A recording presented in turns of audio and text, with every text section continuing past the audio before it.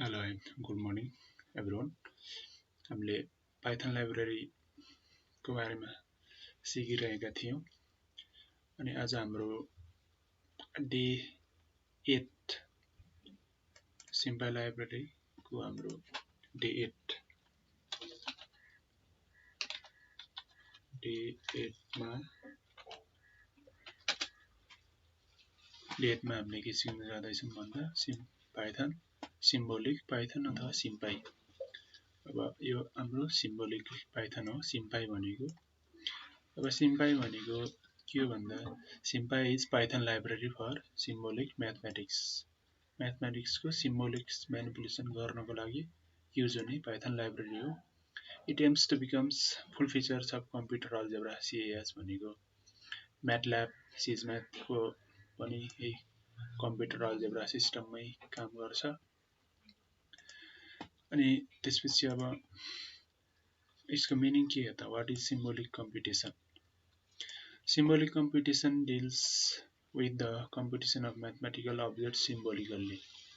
भनेको अब mathematical expression, solutions, differential equation सोलुसनहरु न्यूमेरिकली हैन कि सिम्बोलिकली सल्भ गर्न, म्यानिपुलेसन गर्न हेल्प गर्ने भयो। This means that the mathematical objects are present exactly, not approximately, and mathematical variables are left in symbolic form भनेको symbolic फर्ममा राखिदिने भयो। अब इम्पोर्ट म्याथ, हामीले एक्जाम्पल 1 मा इम्पोर्ट म्याथ भन्ने मोडुल अथवा लाइब्रेरीको सानोलाई मोडुल, ठुलो छ भने लाइब्रेरी हो। जस्तै म्याथ मोडुल भयो, नम्पाई लाइब्रेरी भयो, साइपाई लाइब्रेरी भयो, त्यसरी नै। अब स्क्वायर रुट 9 को स्क्वायर रुट निकाल्नु पर्यो भने SQRT 9 गर्यो भने हामीलाई 3.0 आउँछ। अनि अब 8 को स्क्वायर रुट निकाल्नु पर्यो भने त हाम्रो के हो, 8 को त स्क्वायर रुट हुँदैन, त्यसको लागि हामीलाई पोइन्टमा आउँछ। अब with the symbolic computation system like SymPy, square root of numbers are not perfect, square are left unevaluated भनेको अब सिम्बोलिक पाइथन युज गर्यो भने 8 को स्क्वायर रुट चाहिँ के हुने भयो, 2 रुट 2 भनेर छोड्दिनु भयो। जस्तै अब इम्पोर्ट SymPy, अब हामीले इम्पोर्ट SymPy लाइब्रेरी इम्पोर्ट गरियो, import numpy as np, import scipy as sp भने जस्तै SymPy लाइब्रेरी यो भनेको। अब SymPy dot sqrt square root 3 निकाल्यो भने हामीलाई स्क्वायर रुट यति नै छोड्दिनु भयो किनकि यसको स्क्वायर रुट हुँदैन। अनि हाम्रो स्क्वायर रुट 8 को गर्यो भने SymPy डट 8 गर्यो भने के हुन्छ, यसलाई पनि 2 अनि स्क्वायर रुट 2 भनेर छोड्दिनु भयो किनकि यसको हाम्रो स्क्वायर रुट हुँदैन। यसमा के गर्न सकिन्छ,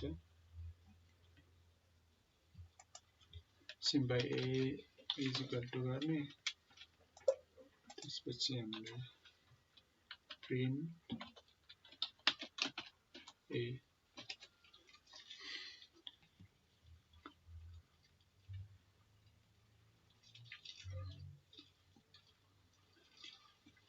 is not defined on SymPy भनेको अब यसमा किन डिफाइन भएन,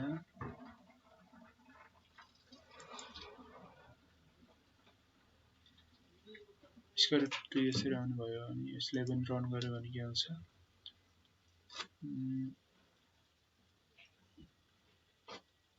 प्रिन्ट a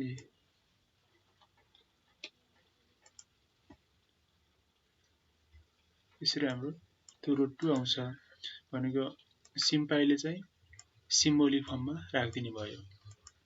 अब हामीले नेक्स्ट पार्टमा भेरिएबल्सको बारेमा डिस्कस गर्नेछौँ। Thank you for watching.